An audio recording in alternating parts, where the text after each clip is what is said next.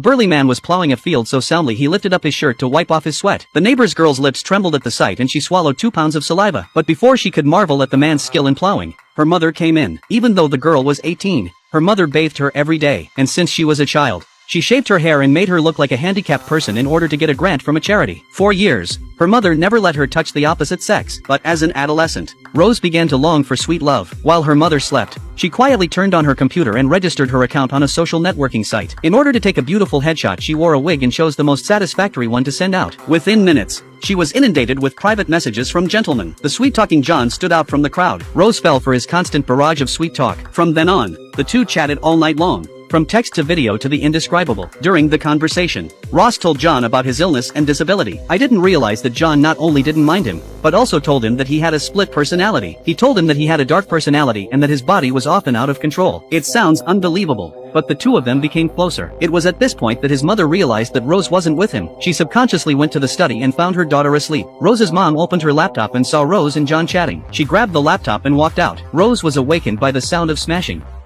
She came into the living room in her wheelchair. When her mother saw her, she became more angry and dragged her back to her room. Then she pinned her to the bed and tied her up with a rope.